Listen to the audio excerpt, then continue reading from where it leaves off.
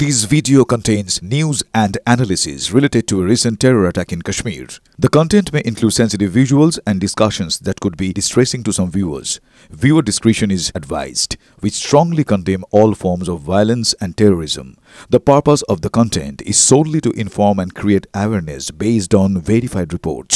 যদি এমবিএচ kitchen king কিচেনে থাকি তো আমরা যা ইচ্ছে তৈরি করতে পারি। বেগুনের ভর্তা, আলু কফি, ভিন্ডি মশলা, আরো অনেক কিছু। MBH 5 রাজ্যের পাক সীমান্ত অসামরিক মক ড্রিল, সেই খবরে এই শুরুতে নজর রাখবো।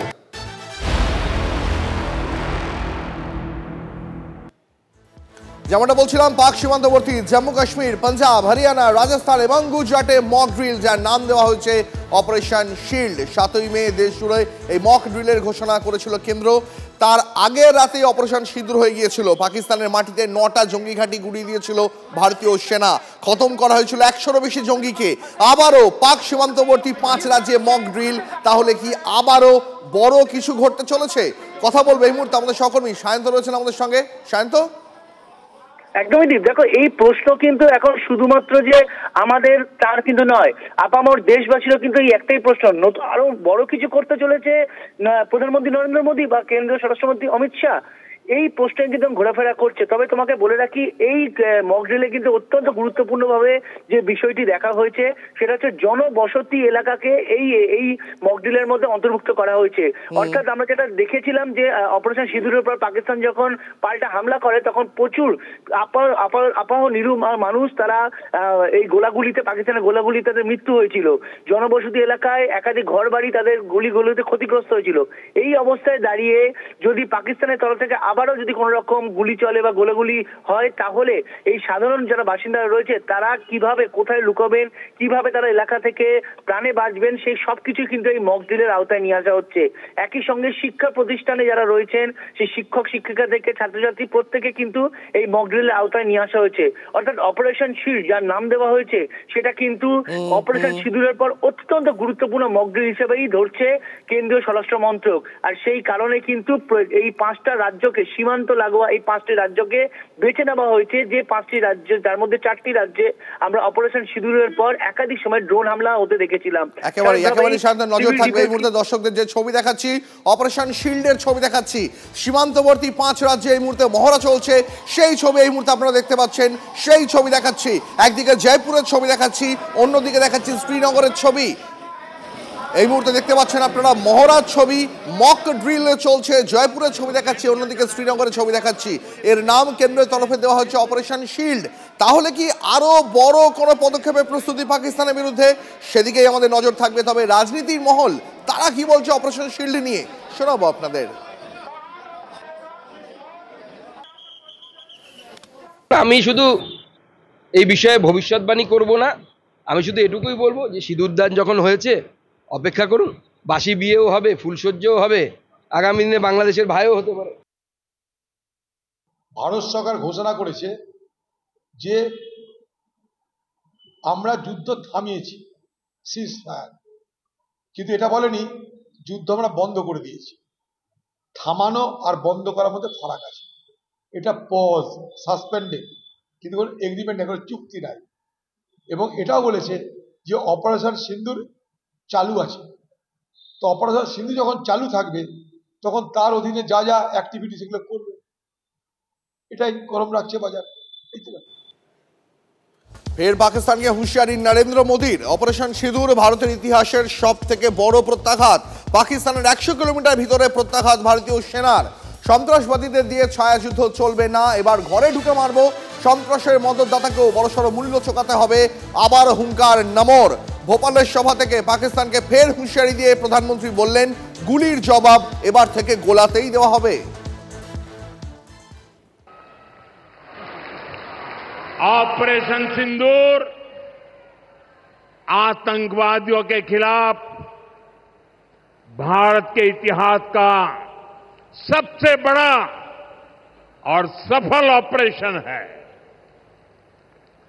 जहां पाकिस्तान की सेना ने सोचा तक नहीं था, वहां आतंकी ठिकानों को हमारी सेना ने मिट्टी में मिला दिया। सैकड़ों किलोमीटर अंदर घुस करके मिट्टी में मिला दिया।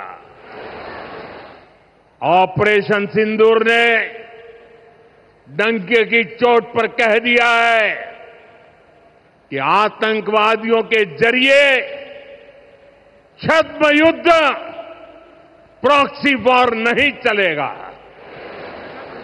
अब घर में घुसकर भी मारेंगे और जो आतंकियों की मदद करेगा उसको भी इसकी भारी कीमत चुकानी पड़ेगी। अब भारत का एक एक नागरिक कह रहा है, 140 करोड़ देशवासियों का बुलंद आवाज कह रहा है, अगर तुम गोली चलाओगे तो मान के चलो गोली का जवाब गोले से दिया जाएगा। भारत संस्कृति और संस्कारों का देश है और सिंदूर ये हमारी परंपरा में नारी शक्ति का प्रतीक है। राम भक्ति में रंगे हनुमान जी भी सिंदूर को ही धारण किए हुए हैं। शक्ति पूजा में हम सिंदूर का अर्पण करते हैं और यही सिंदूर अब भारत के शौर्य का प्रतीक बना है। पहलगाम में आतंकियों ने सिर्फ भारतीयों का खून ही नहीं बहाया, उन्होंने हमारी संस्कृति पर भी प्रहार किया है। आतंकवादियों ने भारत की नारी शक्ति को चुनौती दी है।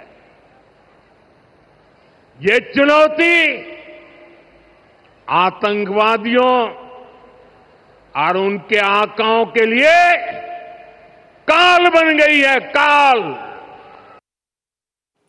পহেলগাঁওতে জঙ্গি হামলা নিয়ে মোদীকে নিশানা করলেন কল্যাণ বন্দ্যোপাধ্যায়। উনি নিজেকে পাহারাদার বলেন, তাহলে কি করে বাইরে থেকে এসে জঙ্গিরা 26 জনকে গুলি করে মেরে দিয়ে পালালো? উনি স্পেশাল সেশন করলে অপারেশন মোদি করে দেব, ওনার পদত্যাগ করা উচিত, মন্তব্য তৃণমূল সাংসদ কল্যাণ বন্দ্যোপাধ্যায়। তুমি বলছো আমি পাহারাদার, এমন তুমি পাহারাদার যে পাকিস্তান থেকে এসে টেররিস্টরা এসে গুলি করে মেরে দিয়ে গেল। আরে পাকিস্তান টেররিস্ট একটা দেশ, এ তো আমি 25 বছর ধরে আমরা জানি, নতুন করে তো উনি বললে আমি তো শিখবো না। উনি তো একদম ব্যর্থ প্রধানমন্ত্রী, ব্যর্থ যে একটা প্রধানমন্ত্রী, যে প্রধানমন্ত্রী থাকার সময় বাইরের দেশ থেকে এসে আমাদের দেশের 26 জনকে গুলি করে মেরে দিয়ে চলে যায়, এ তো ব্যর্থ প্রধানমন্ত্রী। আমরা তো সবাই মিলে স্পেশাল সেশন চেয়েছি, স্পেশাল সেশনটা করুক না, আর অপোজিশনকে বলতে দিক, শুধু উনি 3 ঘন্টা বলবেন তা না। তাহলে যখন শুনবেন না তখন আমরা অপারেশন মোদি করে দেবো পার্লামেন্টের মধ্যে। উনি করুক স্পেশাল সেশন, ওনার যদি বুকের ছাতির দম থাকে। এদের পদত্যাগ করা উচিত। দেখুন দুজনেই ব্যর্থ প্রধানমন্ত্রী হিসেবে উনি এসে নোংরামি করে গেছেন। উনি দেশাত্মবোধটাকে এক্সপ্লয়েট করতে চাইছেন, এই করেই তো দেশের প্রধানমন্ত্রী রয়েছে, আদারওয়াইজ তো কোনো গুণ নেই, বেগুন একটা। পাকিস্তানের মুখোশ খুলতে জাকার্তায় কেন্দ্রের প্রতিনিধি দল। পাকিস্তানের মাটিতে কিভাবে সন্ত্রাসের চাষ হচ্ছে সে কথা তুলে ধরলেন জাকার্তায়। প্রবাসী ভারতীয়দের উদ্দেশ্যে বক্তব্য রাখতে গিয়ে অভিষেক বললেন, এবার পাকিস্তানের সঙ্গে আলোচনা হলে পাক অধিকৃত কাশ্মীর পুনরুদ্ধার নিয়েই কথা হবে। সেই সঙ্গে কাশ্মীর ভ্রমণের অনুরোধও জানালেন জাকার্তাবাসীকে। After the Pahalgam attack, within 24 hours there was a terror group by the name of TRF, which is the Resistance Front. They claimed responsibility for the terror attack. Who is TRF? TRF is proxy of Lashkar-e-Taiba, which is a UN designated terror organization. So Pakistan is showing to the world that we are trying to engage in talks and then trying to pull the trigger from another hand. And terror and talks cannot go together. This time when the government engages, I want the government and every Indian should agree with me that this time when we approach and when we engage with the Pakistan counterparts, we should talk about reclaiming POK, where the POK, where the terror attacks were planned, where terror infrastructures were ran to inflict blood and harm on Indians and Indian soil. We cannot tolerate this for an indefinite period of time. अरे कम दे किंतु खाटी दे MDH Kashmiri लाल लंकार गुड़ो MDH